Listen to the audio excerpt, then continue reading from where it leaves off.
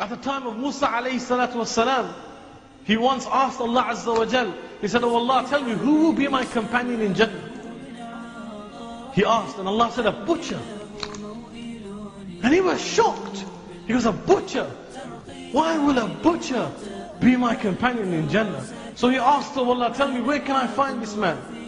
So then he's instructed that this man is in such and such place. And he goes. Remember, this is the Nabi of Allah. He goes and he sees this man in his butchers, and he's cutting meat. And Musa alayhi salam just looks at him and thinks, okay, what's so special about this man? And at the close of day, this man, he picks some meat up and he takes it with him, and he begins to walk home. And Musa alayhi salam begins to follow this man until he reaches the home of this man. And he says to this man, "Will you not take a traveler as a guest?" And the man says, "Oh, why not? Come in." So he takes Musa ﷺ into his home. And Musa ﷺ starts to observe this man. And he sees that this man takes that meat that he's bought from the butchers, and he begins to wash it and cut it. And after cutting it, he cooks it. And after cooking it, he places it on a plate. And from a high shelf in that room, he takes a basket.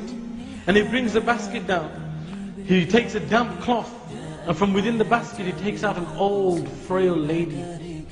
And he puts her in his arms as a baby would put, as a man or a woman would put a baby in their hands and their arms. And he begins to wipe this old, frail lady. And then he takes out the meat that he has cooked, puts it in his mouth. In one narration, he chews it, and then puts that into the mouth of this old lady. And every time she finishes, he takes a damp cloth and he wipes and cleans her. And Musa a.s. watches this, continuously watches this. And then when he finishes, he cleans her, puts her back in the basket, and puts the basket back up on the high shelf or place that it was originally. And then Musa a.s. he saw two things. He saw that this man was attentive to her, and the fact that every time he would put a morsel in her mouth, she would whisper something. So he asked, he said, "What is this woman to you? What relation do you have to this woman?" And he says, "She's my mother." He says, "I am so poor that I am unable to buy food and other items and bring them home and cook them. So I take whatever meat is left over in my butchers, I bring it home, I cook it. And because she is so old and frail, that I don't have enough money to have a slave or a khadim or a person that can help me, so I do everything myself." And he says, the Musa asks, "Okay, so what is it that she mumbles every time you put that morsel in her mouth?"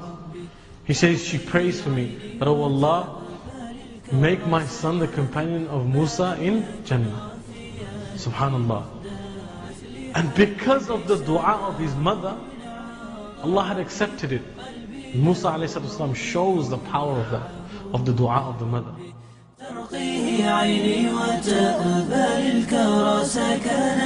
ما لم يكن وافيا